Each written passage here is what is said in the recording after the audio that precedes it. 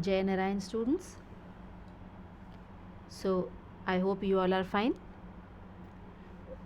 As you all know, this is the 5th week we are studying, and here last day, last lecture, we studied the chapter The Little Girl, which was written by Catherine Mansfield. Now I request all of you to open page number 34.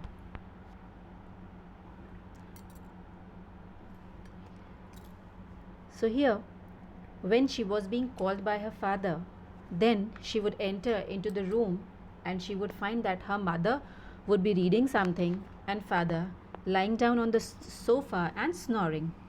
So now let's move further. She sat on a stool, gravely watched him until he woke and stretched and asked the time, then looked at her. Now here, when she would enter into the room, then she wouldn't disturb her father or mother. In fact, she would sit down there on the stool and wait for her father to get up. She would wait until he would wake up and then stretch. After stretching, he would ask the time. After asking the time, father would look at her. The next line, don't stare so, Kezia. You look like a little brown owl. Then he would use to say, don't stare like this, Kezia. You look like a brown owl. One day, when she kept indoors with a cold, her grandmother told her that father's birthday was next week and suggested she should make him a pin cushion for a gift out of a beautiful piece of yellow silk. So it was the weather of winter. One day, when it was quite cold, she stayed inside. Then her grandmother, she told her that her father's birthday was coming the very next week. Then the grandmother suggested that she could make a pin cushion as a gift for her father, and that also she could make a pin cushion out of the beautiful piece of yellow silk.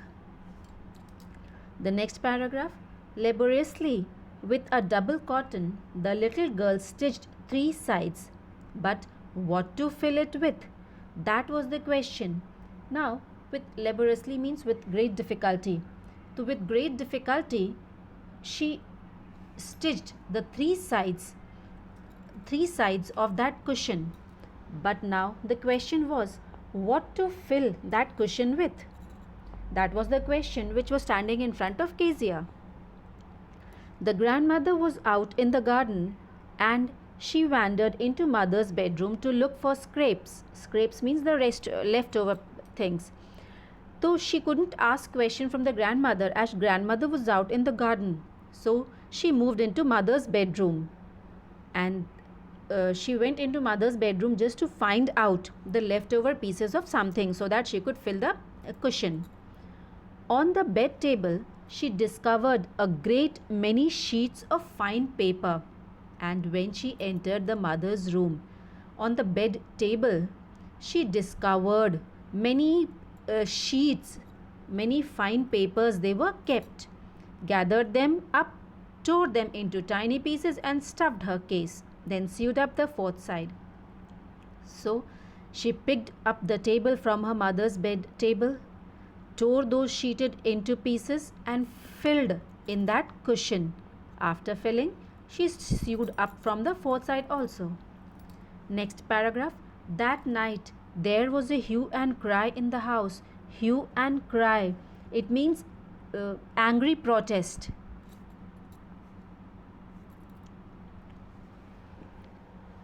Father's great speech for the Port Authority had been lost. Rooms were searched, servants questioned. Finally, mother came into Kezia's room. That night, there was angry protest in the whole house. Father's great speech, the speech which father has prepared for the Port Authority, that speech was lost. Rooms were searched, servants were asked questions. Then, finally, mother came into Kezia's room. Kezia, I suppose you didn't see some paper on a table in our room. And she asked her daughter whether she had seen some paper which were kept on the table in her room.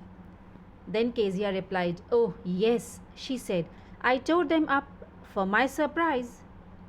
Kezia answered, "Yes, I found them and I tore them up." "What?" screamed Mother. "Come straight down to the dining room this instant." Then Mother screamed, "What?" And then she asked her to come down in the dining room at that moment only. And she was dragged down to where Father was pacing to and fro, hands behind her back. Kezia was being dragged, pulled down towards her father, where he was moving here and there with his hands back. "Well," he said sharply. Mother explained. Mother was trying to explain. He stopped and stared at the child, but he stopped moving to and fro and stared at Kezia. "Did you do that?" and asked a question from Kezia whether she really did it or not.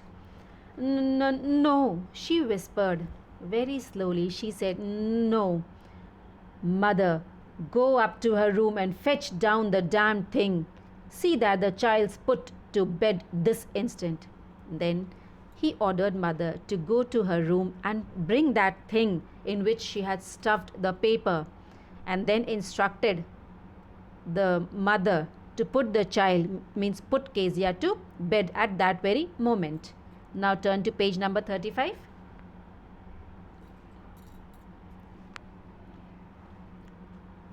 Crying too much to explain, she lay in the shadowed room watching the evening light make a sad little pattern on the floor. She was worried, she was crying, she tried to explain something, but she was not given the chance. So she lay in the room watching the evening light that were making some sad patterns on the floor. Then Father came into the room with a ruler in his hands. After that, the father, Kezia's father, he came into the room, and when he came into Kezia's room, he was having a ruler in his hands. "I am going to beat you for this," he said. And then, after entering in the room with his ruler, he exclaimed something. He told that he was going to beat Kezia with that ruler for the fault which she has done. "Oh, no, no," she screamed, hiding under the bedclothes. Kezia got terrified. She screamed, "Oh, no, no." And while screaming, she tried to hide herself under the bedclothes.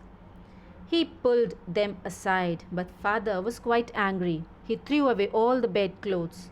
"Sit up," he ordered, "and hold out your hands." He ordered Kezia to sit up straight and to take out her hands. "You must be taught once and for all not to touch what does not belong to you," Father told. "Sit straight with your hands stretched out. You need to be taught that whatever thing doesn't belong to you, you shouldn't touch those things." "But it was your birthday." Kezia, who was quite frightened, she exclaimed out, "Dad, it was your birthday. I was preparing the birthday gift for you." Down come the ruler on her little pink palms. But Father was not ready to hear anything, and he started hitting Kezia with the ruler on her little palm. Hours later, when Grandmother had wrapped her in a shawl and rocked her in the rocking chair, the child clung to her soft body. Hours later, Grandmother wrapped Kezia in a shawl and rocked her in the rocking chair on which she was sitting. Then the child clung to her soft body, means came close to that grandmother. "What did God make fathers for?" she sobbed. She cried and asked from grandmother, what did God make fathers for?" She was asking, what were the fathers made for? "Here's a clean hanky, darling. Blow your nose. Go to sleep, pet. You'll forget all about it in the morning. I tried to explain to father, but he was too upset to listen tonight. Here, the grandmother instructed her to pick up a clean hanky and blow out her nose, and then she told her to go and sleep. Grandmother told that the very next morning she'll forget all about all these things. Then Kezia told, I tried to explain to father, but father was so upset and he was not ready to listen whatever I was trying to explain. But the child never forgot. As grandmother told, the very next morning she'll forget all these things. But the child, means Kezia, she never forgot that beating. Next time she saw him, she quickly put both hands behind her back and a red color flew into her cheeks. The next time, whenever she used to meet her father, very quickly she would put both her hands behind her back and a redness used to occur on her face. The McDonalds lived next door. They had 5 children. Looking through a gap in the fence, the little girl saw them playing tag in the evening. Their neighbors, McDonalds, they lived very next door. They were their neighbors. In the house, they had 5 children. Kezia, one day she was looking through the gap in the fence. She was looking at that house, in their house. And there she noticed that they were playing tag in the evening. Tag is a game in which children catch one another. The father, with the baby Mao on his shoulders, 2 little girls hanging on to his coat pockets, ran round and round the flower beds. The father was holding one baby in his hand, Mao on his shoulder. He was keeping him on his shoulder. 2 little girls, they were hanging on his coat pockets and they were running round and round the flower beds, shaking with laughter. It shows that Mr. McDonald, he was busy playing with his kids. Once she saw the boys turn the hose on him and he tried to catch them laughingly all the time. Here, the kids, they were trying to irritate the father, but the father did not get irritated and he laughed at all the activities of the kids. Then it was she decided there were different sorts of father. Then only Kezia realized that there are different varieties of father. Suddenly one day, mother became ill and she and grandmother went to hospital. Then suddenly one day, Kezia's mother, she became ill and she was rushed towards the hospital by grandmother and Kezia. The little girl was left alone in the house with Alice the cook. The little girl, means Kezia, she was left all alone in the house with the cook. That was all right in the daytime, as mother was not there in the house. So it was all right somewhat for Kezia in the daytime. Now all of you turn to page number 36. But while Alice was putting her to bed, she grew suddenly afraid. But while Alice, the cook, was trying to put Kezia to her bed, that time suddenly Kezia got frightened. What will I do if I have a nightmare? Nightmare means a bad dream. She asked, what will I do if I get a bad dream? I often have nightmares and then Granny takes me into her bed. I can't stay in the dark. It all gets whispery. She is telling, what will happen if I get a nightmare and I don't get mother and Granny besides me? Then she is telling she often had bad dreams, and when she had bad dreams, then Granny would take her to her bed and she stayed there in Granny's bed. She is telling she cannot stay in the darkness. You just go to sleep, child, said Alice, pulling off her socks. Alice took out Kezia's socks and told her, you just go to sleep and don't you scream and wake your poor pa. And then she told Kezia not to scream at night even if she has a nightmare. If she screams, then that would wake his father. Now all of you turn to page number 37. But the same old nightmare came, the butcher with a knife and a rope. That night also, She was having the nightmare, a bad dream. The butcher was coming with a knife and a rope, who came nearer and nearer, smiling that dreadful smile. Dreadful means very fearful.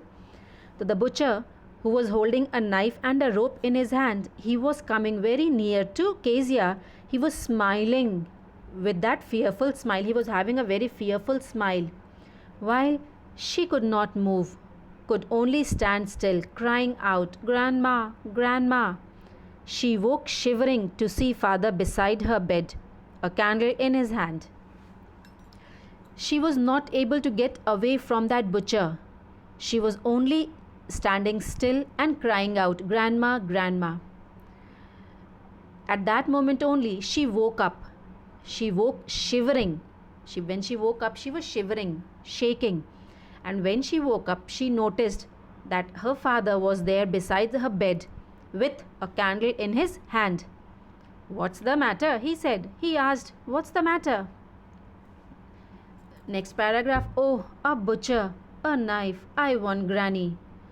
He blew out the candle, bent down and caught up the child in his arms. Kezia, she described her nightmare. Then she told that she wanted to go to Granny.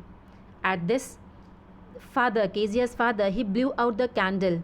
He bent down and took hold of the child in his arms, carrying her along the passage onto the big bedroom. He carried Kezia in his arms towards the big bedroom. A newspaper was on the bed. He put away the paper, then carefully tucked up the child. A newspaper was lying on that bed. He put away that newspaper and then very carefully he put Kezia on the bed. He lay down beside her, half asleep still. And on that big bed, Kezia lay down with her father, half asleep still with the butcher's smile all about her, it seemed.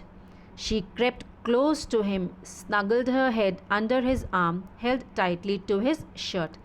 As she was still in half sleep, she was still able to recognize that butcher's smile.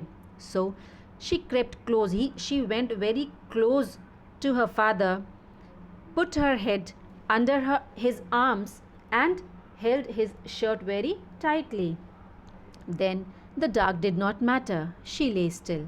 When she was very close to her father, then the darkness did not matter to her. Now she laid very still. "Here, rub your feet against my legs and get them warm," said father. Due to shivering, Kezia's feet, they were quite cold. So father told her to rub her feet against his legs so that they could get warmer. Tired out, he slept before the little girl. As the father was also quite tired, so he slept before Kezia. Kezia was still awoke.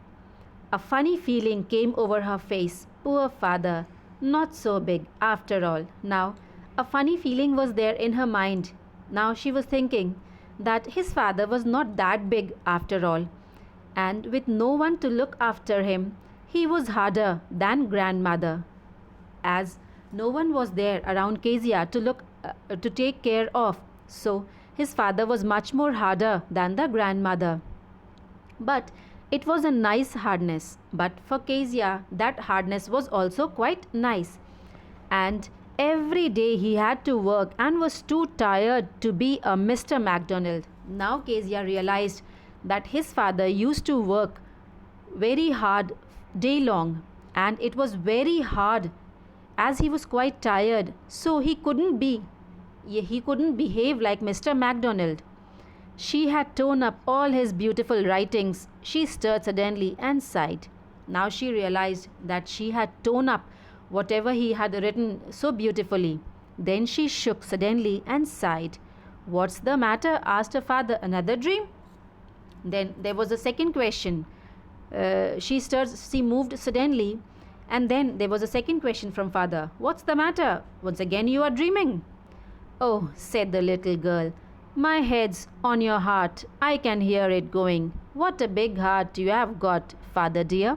Then she told, little girl, she told, "My head is on your heart. I can hear your heart going. What a big heart you are having, Dad." Then she told his father, "Father dear."